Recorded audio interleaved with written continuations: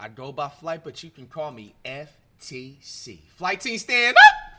Take notes on this lesson because March is now in session. We got Jimmy High Roller. Is LeBron making Luka Doncic worse?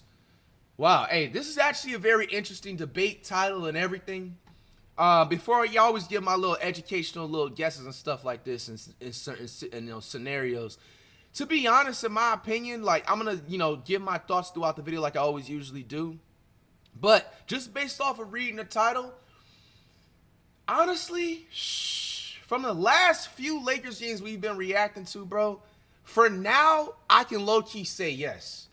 As much as, you know what I'm saying, like, maybe Lakers fans may beg to differ because too much being a Lakers stan fanboy and everything can maybe overshadow it with certain people. But, bro, and to be reason why is because, look, even like, let's say when LeBron had Kyrie when he was in Cleveland, LeBron is just too much of a elite and just better player overall versus everybody that he's always played with. So what ends up happening is that LeBron's, you know what I'm saying, is going to end up overshadowing and overshines and just outshines everybody, you know what I'm saying, just on the court, and that's just real. And the same thing I can feel within Miami when he was over there, bro. You remember when before he went, it was Wade's team. Wade was damn near like a top 5 player at one point in the NBA, especially like after that 07, 08 season, or even after like that finals run and stuff like that, especially when Wade started to develop like a 3-point shot. So just in all, LeBron, wherever he goes and whoever he plays with, he's just going to have more of the shine because he's just more of an elite player. You know what I'm saying? Not to, glaze and stuff like that. So definitely, like anybody, he's going to have an effect with. But the thing you don't want to happen is that you don't want a player that was once really, really amazingly a superstar type of elite player to get worse. So let's see what Jimmy High Roller has to take, and we're going to obviously get more of our takes. I don't want to have a yam session. We are now 7 games into the Luka Doncic era in LA. And after getting out to a rough start, things seem to be on the right path for the Lakers and their new superstar. But Luka still doesn't look quite like Luka. In fact, his first 3 honestly, games until Luka has a 50-point game, then this shuts down the entire debate. Yes, he had like 2 or 3 games ago a 30-point game, but I mean, bro, we need a 50-point game to really see that Mavericks Luka is still there. The team was statistically the worst 3-game stretch of his entire career, trailing Really? even his first 3 games in the NBA. Now, there are plenty of great reasons why this has been the case. The man is transitioning into a completely new system. He's playing alongside new teammates and just beginning to build chemistry with them. He's coming off of the most serious injury in his career, and he's playing himself back into shape. And of course, he's still mentally recovering from one of the most egregious cases of backstabbing in sports history. All of these explanations are perfectly reasonable, but some fans have elected a 4th possible reason for Luka's recent slump. This man, claiming that LeBron is to blame for Luka's struggles speaking slump. Look at this comment. Claiming that Bro, look at this comment right here. Bron done turned him into a 10-day contractor, bro. No. LeBron is to blame for Luka's struggles because he simply does not make his teammates better. In fact, some fans are claiming he never has, and that Luka is next in line to have his career completely altered by LeBron and his heliocentric, self-serving playstyle. It's a claim that sounds outlandish, but as Luka's first stretch in LA has unfolded, I've begun to see this claim more and more. LeBron simply doesn't elevate those around him. And the more I saw it, the more I began to wonder if LeBron is a great teammate or if he is just a great player. A question that led me down a rabbit hole of player testimonies, historic data, and career trajectories to uncover the truth behind if LeBron truly makes his teammates better. Hey, man. We're going to see the breakdowns. Today's video is sponsored by SeatGeek. Any promo Steve Jobs just... Ooh, The year is 2007. That was a Dirk W Nowitzki is the MVP frontrunner. Steve Jobs just announced the first iPhone. Kevin Durant is still at Texas. And LeBron just dropped a 40-piece on the Pistons. Those Cavs jerseys are so fire. I actually have that exact LeBron jersey, too. No delays. Great career and fuel to the fire both for fans and critics. At this point, the world was well acclimated to the megastar old LeBron school was becoming. LeBron kiss. This kid isn't just good, he may be the best player in the world. But does he make his What you know about Donyell Marshall? See, nigga, y'all be trying to brag about you being LeBron stains. Y'all can even name his old teammates on the old Cavs, bro. Come on, man. Early 2000 knowledge up in this bit. Even though Donyell Marshall, he wasn't no superstar or nothing. I just remember the teammates, man. An article published in March Anderson, of 2007, the Sejunis. question was already being posed. The verdict at the time?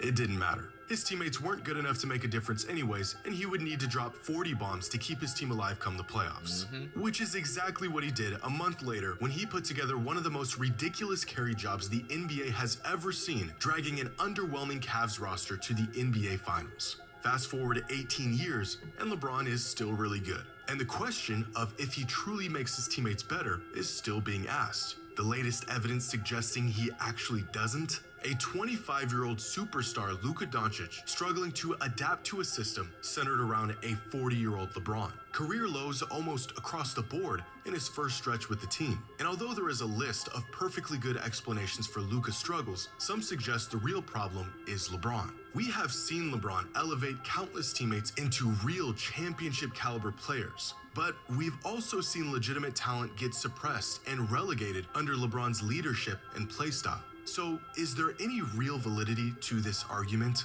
And is LeBron James a great teammate or just a great player? Well, over the course of LeBron's career, he has played with a total of 240 players, but many of these were for just a handful of games. Of the 240, 110 of these teammates played with him for a considerable amount of time, at least a full season of being on the same roster. And out of these 110 past and present teammates, only 27 of them played their best season in the league while playing with LeBron. That's only 25%. The other 75% of his teammates had their best season somewhere else. But this isn't really a fair metric. Many of these players became teammates with LeBron long after their prime years and weren't nearly as good or productive as they were prior to teaming up with LeBron. Now, looking at the most notable and longest tenured teammates of LeBron's career, nearly all of them played better or at least had better seasons without LeBron. And Damn, that's not a good look, Bron.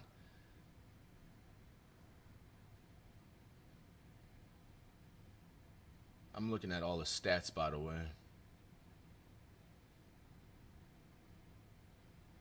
Wow.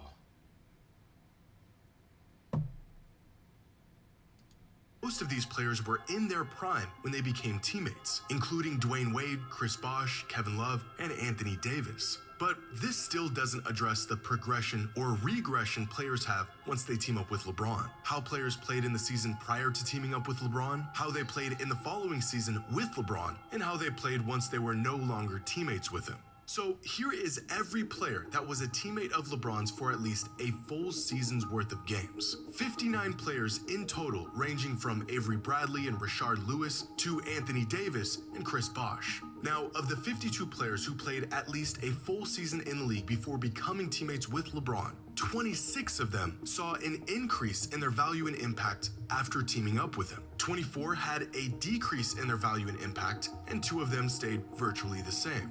In other words, about half of LeBron's teammates played better, about half of them played worse, and on average, his presence was essentially a net neutral. Wow. But this is where it gets really interesting. Of the 45 players who played seasons following their time with LeBron, in cases where he left the team or they did, 34 of them saw a decrease in their value and impact once they were no longer teammates. Damn. On average, when players join LeBron, their value pretty much doesn't change. But once they are no longer teammates with LeBron, their value tends to fall off drastically. Why this happens is completely dependent on the situation and the player. It may be due to aging, readjusting to a new system, or probably the massive LeBron-sized void that is left in his departure. According to this data, overall, having LeBron as a teammate produces an overwhelmingly positive result versus not having him as a teammate. Breaking news, I know, right? But it also tells us that generally speaking, LeBron doesn't really make his teammates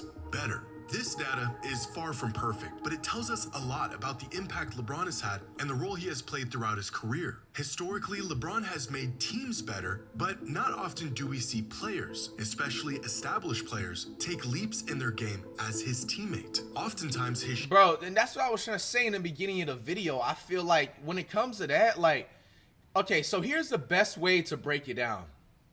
If you are an all-star, a superstar, an elite type of a player, and you're going to team up with LeBron, you're either going to stay the same or have a little bit of dip in your stats. And the reason why is because LeBron is too much more of an elite player where he needs to do different things on the floor, and his just shine is just going to outshine you. You know what I'm saying? Where players like, you know what I'm saying, Steph Chef, you know what I'm saying, he's able to like still score at will, but at the same time, you know what I'm saying, like fall back and also give those other players a shine. You know what I'm saying? That's why Steph is always going to be better than Bron. You know what I'm saying? And even same thing with Michael Jordan. Michael Jordan made his players around him better. You know what I'm saying? Michael Jordan is the reason why Scottie Pippen became an all-star. You know what I'm saying? And along with other players on the team, if they happen to even be an all-star and stuff throughout the time period of playing. And you know, another thing is that the way for a player to get better around LeBron, they can't be an all-star or an elite player already. They have to be like a role player or a consistent casual or even a 10-day contractor. And that's where, you know what I'm saying, they'll evolve better. And because if it makes sense how I'm basically saying, okay, so for example, like a player like Max Christie. Max Christie's never going to smell a Hall of Fame. You know what I'm saying? No offense. He's a cool casual, but you know what I'm saying? Him playing next to LeBron, it made him a much better, in not elite, but like made him a much better role player because he just had certain assignments he was able to like go through and just go through on the floor and stuff like that. Now, when you have a player like Anthony Davis was already an elite center, power forward, coming from the Pelicans. Now, let's be honest. Anthony Davis not leaving the Pelicans, he probably would never have a ring. You know what I'm saying? That's facts. But him staying on the Pelicans, I think Anthony Davis becomes probably like a top 5, top 3 big man of all time. And rather than being like, I wouldn't say like a laughing stock because like if your knowledge is up there, regardless, Anthony Davis is still an elite type of, you know what I'm saying, a power forward center when he is healthy for the most part. But if he would have stayed on the Pelicans, Anthony Davis would have cracked 50-point games, 60-point games, like hella more, you know what I'm saying, like just had more of like a larger impact, you know what I'm saying, because the shine is focused on him. You know what I'm saying? Anthony Davis is more of a player where he has to be like the number one go-to player, if it makes sense. You know what I'm saying? Same situation with Kyrie. Kyrie needs to be on a team where he has to be like a number one option, and if he's not, the other number one option has to be a big man. It can't be like a small forward or another point guard on the team or another, you know what I'm saying, pure scoring type of a player, because it's not going to mix, you know? So I think it boils it down to that type of category. So I want to see if Howard was going to mention something like Sheer that. dominance and other players fitting around his playstyle being the driving force for his team's success, which is actually revealed within this data, because the players that tend to see the most improvement once they become teammates with LeBron are the ones that mesh well with his playstyle. 3-and-D off-ball scoring threats and shooters that space the floor and benefit from LeBron's playmaking. J.R. Smith, Mo Williams, Channing Frye, Kyle Korver, Rashard Lewis, and Shane Battier. Big men have consistently also benefited from playing with LeBron. Players like Ilgauskas, Tristan Thompson, Drew Gooden, JaVale McGee, Ben Wallace, and Timofey Mozgov. Exactly. You know what I'm saying? And look at all the players that's in a green sign that, you know what I'm saying, they're naming and stuff like that. The only player that had, I think actually he was an all-star if I'm not mistaken, Mo Williams, and he increasingly got better. You know, playing next to LeBron, because at that time period when the Cavs was really bad and it was all relying on LeBron in the early 2000s, all LeBron needed during that time period was a really good point guard, and that's when they snagged Mo Williams. You know what I'm saying? Literally everything in the green backs up what I'm saying. You know what I'm saying? Ben Wallace was also out of his prime when he played next to LeBron during that time. Same thing with Rashard Lewis, and then, you know what I'm saying, and so on and stuff like that. That's funny how they had Delonte West up here. But yeah, no, all jokes aside, you know what I'm saying? Like, you see how it increasingly got better, and then for a short stint, even Kyrie, you know what I'm saying, kind of got better. But the thing with Kyrie was already a projected superstar coming out of the college Duke. Remember, if before he got out of college, he only played about like 2 Duke games and stuff like that.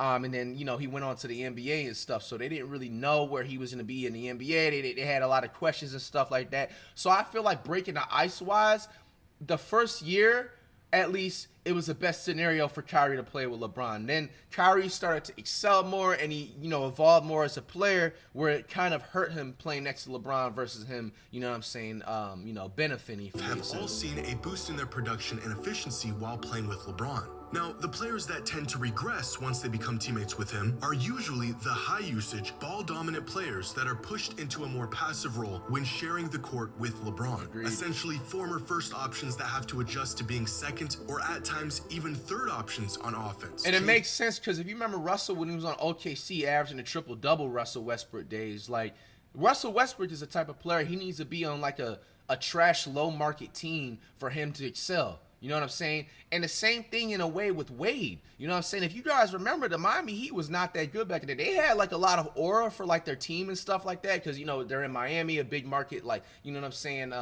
city and stuff like that. But bro, like over time, like Wade became more of just that dominant, like go-to, like, you know, the Flash is what they literally called him and stuff like that. And then they got Shaq and everything. And, you know, same thing with AD. AD getting drafted right out of Kentucky and, you know, going right to the Pelicans and stuff like that. Like, he was more of an elite by himself, like, dominant player. Like, just give me the ball, get the fuck out the way, let me do my post moves. I can shoot the three, I can shoot the mid-range and go to work. You know what I'm saying? So, changing their touches, their rhythm, and even when and how they operate on the court. Players like Dwayne Wade, Chris Bosh, Kevin Love, Anthony Davis, Rajon Rondo, Russell Westbrook, and possibly where we might eventually find Luka Doncic. And this is the answer to the age-old question we came here to answer today.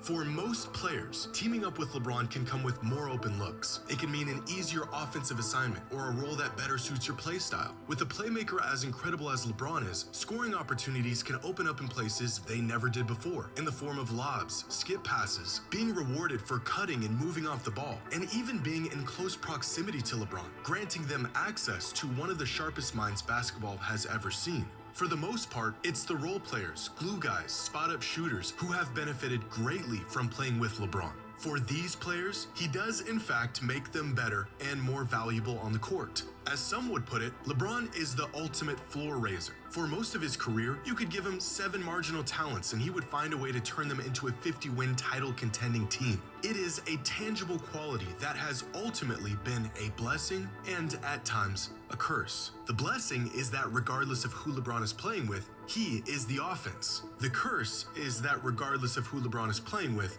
he's still the offense. And this floor-raising superpower seems to get neutralized the further off the floor it gets. For elite players who are accustomed to running an offense tailor-made for them and their pace and their play style, playing with LeBron is a massive adjustment. The more your game is predicated on operating with the ball in your hands, the less likely playing with LeBron is going to elevate your game. And so it ends up being the best, high-usage, high-profile, ball-dominant players that usually see a slight decline in their production and impact once they become teammates with LeBron. It's Chris Bosh and Kevin Love going from bona fide first options to hyper-efficient third options with a lighter offensive load. It's players like Anthony Davis and Dwayne Wade going from offensive engines to pieces in what inevitably becomes LeBron's offense. In 2018, Kevin Pelton of ESPN used the Shaney projection system to find out if LeBron made his teammates better. And after analyzing 25 different teammates of LeBron from 2014 to 2018, the numbers indicated that only 9 of them met or exceeded their projected impact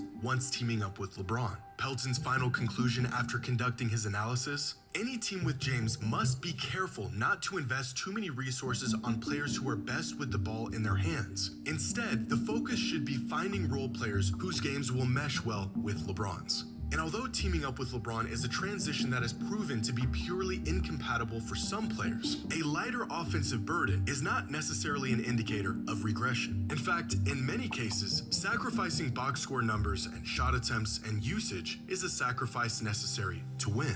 For every player that was forced to take a backseat and transform their game for the sake of LeBron and the team, there's a player who's found success and improvement in being teammates with LeBron. Because LeBron may or may not make you a better player, but he has perpetually made teams better. And it's a trade-off that most players are ready and willing to make if they want to win. Dwayne Wade said that LeBron is the best teammate you could ever have. Chris Bosh said playing with LeBron was a dream and that the game was easy with him. Kevin Love said LeBron made the game easier for all of us. Anthony Davis said LeBron is the best leader. You know what? I actually just got an idea in the back of my head too. Now that, you know, the players are also saying this too, I feel like also another perfect prime example of like why players may regress. I wouldn't say all the blame goes on LeBron. I kind of will just slightly backtrack that a little bit. Definitely LeBron has about 80%, but not the full 100%. Another example is that whenever an all-star superstar and elite player plays next to LeBron, I feel like they kind of get comfortable and they know that they don't have to do too much if they don't want to. But you know what I'm saying? At the same time, like everybody knew you beforehand, before you played next to LBJ, of you being, okay, this for in Luka's case, you know what I'm saying, that 35 or 40 point like score like every other night and stuff. Now that Luka's playing as LeBron, Luka literally, let's be honest, like he doesn't really have to do that. You know, as crazy as it sounds, he really doesn't have to do that. And I feel like throughout the season, if Luka kind of stays on that type of like energy and tip, like he's not gonna like, people are gonna be like, oh, like Luka's gonna have a downgrade. But if you're really looking at it, if the Lakers are still winning games, like does it really matter if Luka is dropping 40 or 50 points? You know what I'm saying? A game. You know what I'm saying? It's almost like, how can I say it? I'm trying to think of like an example. I'm trying to think of an example. It's like, okay, for example, like let's say if somebody comes up on a huge amount of sum of money or whatever, and they're, you know what I'm saying, they're just, you know, honestly working and stuff like that. You know, just going to a job or whatever, and they just stop having to go to work. Okay, maybe they cut their work hours back to only where they're only going to work about 1 or 2 times a week. Like they just hit the lotto, they're getting a whole bunch more money. You're gonna obviously get comfortable and fall back. You know what I'm saying? You're gonna, you know what I'm saying, like, you know, be on some like work smarter versus work harder type of situation. And that's the perfect example when it comes to these players like AD. When he first came to the Lakers, you know what I'm saying, he's more than capable of averaging easily 30 points, you know what I'm saying, 15 boards a game. And, you know, obviously, we're granted he's getting games like that, you know what I'm saying, occasionally. But he doesn't have to work super, you know what I'm saying, fucking hard. He can be on some work smarter, let me conserve my body, you know what I'm saying, and let me lay back and let me be a little bit more comfortable while not necessarily making LeBron do all the work, but at the same time, you know what I'm saying, in a way, making him do more of the work, but I step in when I really, really need to type stuff. So I feel like it all has a boiling down in that situation. I feel like that's the best way I described everything throughout this video. You know what I'm saying, how it goes. He makes everyone better. And this is the resounding sentiment of most players that have played with LeBron. He is the best player in the world and an even better teammate. LeBron put me in a position to succeed. He's a great teammate. He made the game easier for all of us. LeBron is the ultimate teammate. LeBron makes the right play every time. He is an incredible teammate. The numbers and data may get us closer to an objective truth behind this question. Seemed like LBJ was holding him hostage while saying, I'm just playing. All jokes, man. It was too easy. I had to joke. From teammates themselves that, to me, speak louder than anything.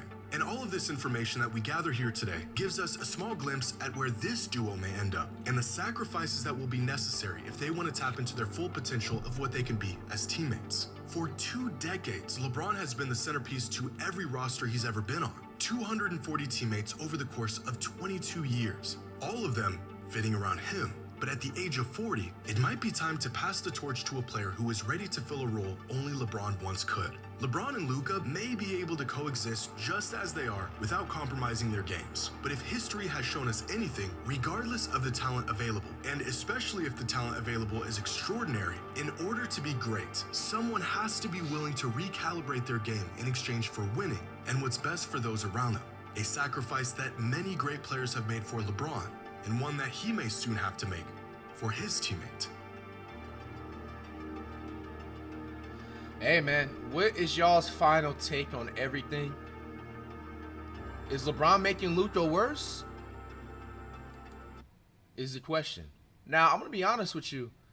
I think it's literally backing up my example, what I said 2-3 minutes ago. Like, Luka doesn't have to work so hard. He can be comfortable, you know what I'm saying? He can enjoy the Los Angeles sun. He can enjoy the, you know what I'm saying? Like, because he's playing next to an elite player. Now, obviously, LeBron is 40 years old, and that's obviously something that he can't sit up there and rely on for the next 3 to 5 years. But all in all, to be realistic, to be on my most humble opinion, I don't necessarily think LeBron is making Luka worse. I think Luka's just in a position where he doesn't have to try so hard, bro. You know what I'm saying? Like, he just can just chill out. He can conserve his body. He can get in the best shape he can possibly get, lose weight, whatever he needs to do. And, you know, because he's just playing next to somebody that just fills that void that was not able to be filled when he was with the Mavericks. You know what I'm saying? Like, I mean, that's just the best way to put it down to. I feel like if anybody is really saying Luka's getting worse, we're going to have to honestly see. Now, come playoff time, if in the first round of playoff, if Luka's putting up a 4-point game, absolutely hell fuck yes, he's making them worse. But if Luka is putting up, like, we reacted to the Lakers the other day, Luka had a triple-double. He had like 19, 12, and 10 or something like that. You know, like, that's kind of like taking a step back type shit, you know? So that's pretty much my opinion about that whole scenario, man. What is y'all's thoughts and everything down below in the comments? Really interested to see what y'all have to say.